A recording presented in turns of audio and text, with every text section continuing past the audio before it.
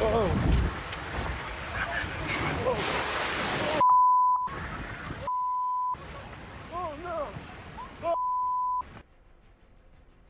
Like a scene from a disaster movie, a nice day by the water turning into for beachgoers in Southern California on Thursday. A rogue wave tossing onlookers nearly 50 yards, sending at least 8 people to the hospital.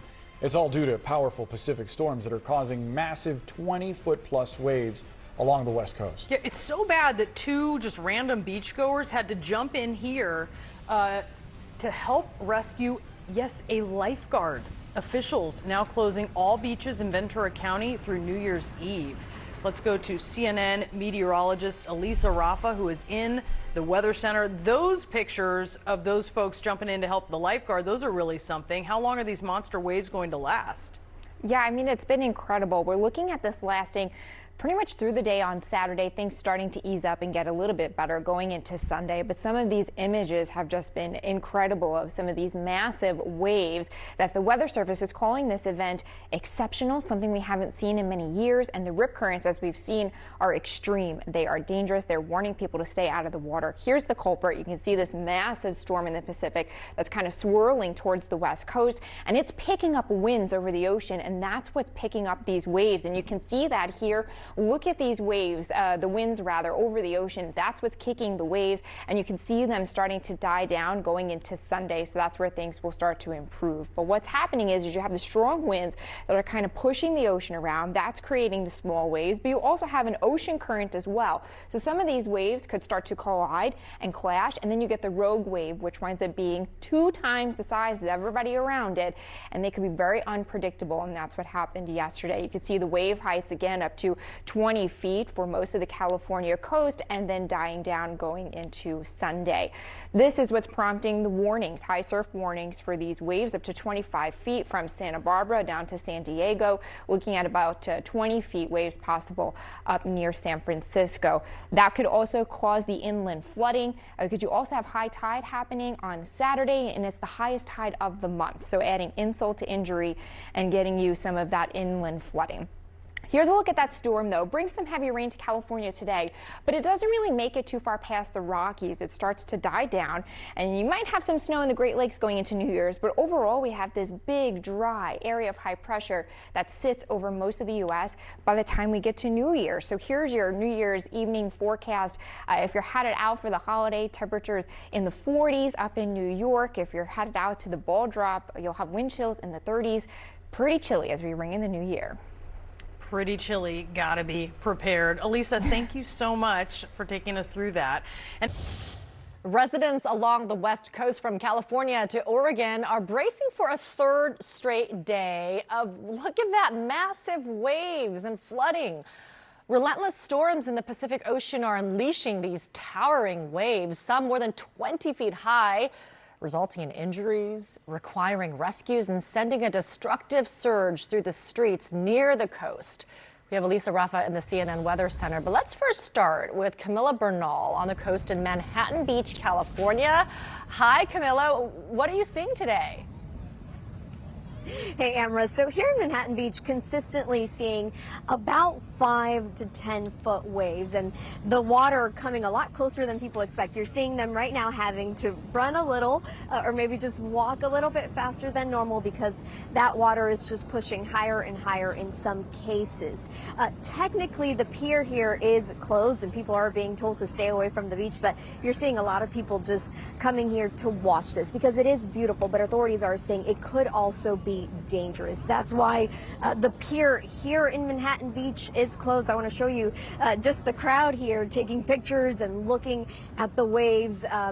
You know, what we know is that the beaches up and down California, a lot of them are closed. The piers are closed and people are being told to stay away. Here in Manhattan Beach, in Los Angeles County, in Santa Barbara County, in Ventura County, which was actually the hardest hit, the National Weather Service said you'd likely see waves that are between 15 and 20 or feet. In the Central Coast, those are really the highest ones that could reach up to 20 feet. But all of a sudden, you just never really know how tall these waves are going to be and how severe it's going to get. As we mentioned, it was, Ventura County where we saw a lot of people being caught off guard. At least 8 people were taken to the hospital in Ventura County. That's where you saw a lot of the road closures and the evacuations.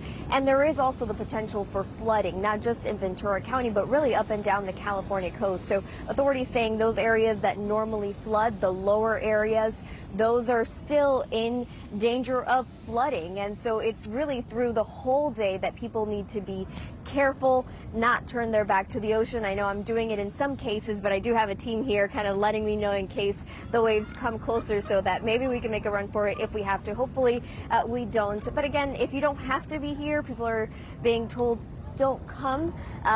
But again, it's beautiful, but it just can be dangerous because they could get higher and it could be deadly for some people. Thankfully, the surfers have listened. At least in this area, we have not seen any surfer, just a lot of people coming and looking and taking pictures because it is massive and beautiful, Amber. Yeah, you're getting me nervous with your back to the ocean there. If your photojournalist starts running, just start running. Just follow them. Camilla Bernal, great to see you. I love Manhattan Beach. It's a beautiful place. Thank you so much. Let's bring in Elisa Raffa in the CNN Weather Center now. Elisa, how much longer are these waves expected to last? We're looking at the peak surge and high tide happening right now, as you were able to see there at Manhattan Beach. And then things will start to diminish and calm down going into Sunday. But some of the images that we've seen over the last couple of days, I mean, like she mentioned, have really told the story. Extreme, dangerous are words that the Weather Service is using to describe this, saying we haven't seen it in many years. This is the potent storm that's headed into the West Coast really this morning, and that's what's kicking these waves because it's just moving around the water. So we're looking at 20 to 30 feet of some of these wave heights. This is the peak really happening today. And then notice how the colors come down. We'll start to find those waves relax a little bit going into Sunday. So the high surf warnings continue from Santa Barbara down to San Diego. We're looking at wave heights up to 15 to 25 feet. But if you go up into the San Francisco Bay Area, 40 feet waves are possible. That can cause damage to piers and jetties. That's where it's, again, up and down the coast. It's just been extremely dangerous. So the coastal flood warnings continue as well, because when you get waves that high, that can also send the water inland, especially with this happening right now with high tide. The tides alone are about 4 to 5 feet. It's the highest of the month. So adding insult to injury, and that's where we're seeing the flooding in the low-lying areas and the rip currents as well. Now, I want to mention this because, like we just saw, there are people on the beach. Remember, a rip current takes you out to sea. So if you get caught in a rip current, you cannot swim back to the beach like you want to, right? You have to be faster than an Olympic swimmer to fight that current, which most of us are not. So to get out of a rip current, you want to swim parallel to the shore to get out of it, and that's where you might be able to make it your way back to the shore. But like we mentioned, officials saying just don't even trust it. Extremely dangerous conditions through the day today. All right, Elisa Raffa, thank you very much.